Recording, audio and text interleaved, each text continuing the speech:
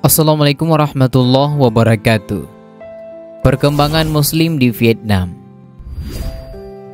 Sahabat cinta Islami dimanapun Anda berada, kali ini kita akan membahas mengenai perkembangan Muslim di Vietnam. Simak video sampai habis agar menjadi motivasi kepada kita semua. Teman-temanku seiman yang dirahmati Allah, Vietnam merupakan suatu negara di kawasan Asia Tenggara. Sebagian besar masyarakat di Vietnam beragama Buddha.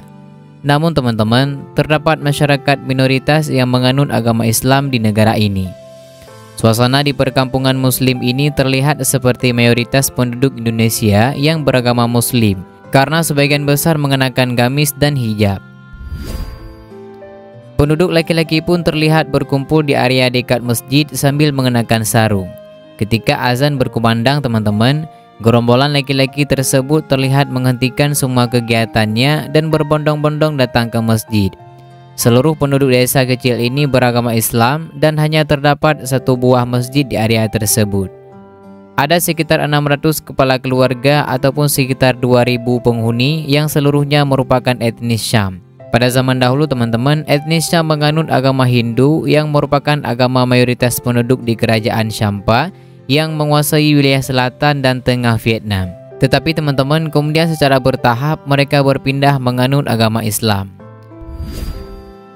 Raja terakhir dari kerajaan Champa bahkan merupakan seorang Muslim yang pengikutnya menyebarkan ajaran Islam sampai ke Indonesia yang dikenal dengan Putri Champa yang makamnya terdapat di Trowulan. Ketika kerajaan Champa ditaklukkan Vietnam pada abad ke-15, raja terakhir kemudian bermigrasi ke Vietnam bagian selatan dan sebagian berpindah ke Kamboja. Bangunan menara kuno peninggalan kerajaan Champa di wilayah pusat pemerintahannya telah ditetapkan oleh UNESCO sebagai warisan budaya yang dilindungi. Dan kini teman-teman, etnis Champa merupakan kelompok minoritas di Vietnam yang berjumlah dari 160.000 orang dari total populasi sekitar 90 juta penduduk. Sebagian dari mereka menganut agama Islam, meskipun terdapat beberapa yang masih menganut kepercayaan leluhur yang disebut Champani. Mereka menyebut diri mereka sebagai etnis Syam Melayu. Ini tidak mengherankan karena bercampuran budaya Syam dan Melayu di daerah ini sangatlah terasa. Sejak dulu, banyak pendatang dari Malaysia dan Indonesia ke daerah ini. Mereka menikah dengan orang lokal.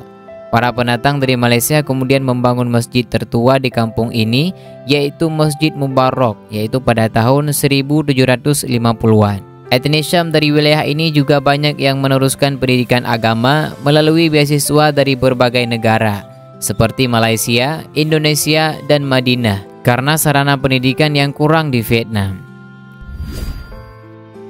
Anak-anak ini belajar dengan gratis karena Muslim di Vietnam tidak memiliki uang untuk belajar.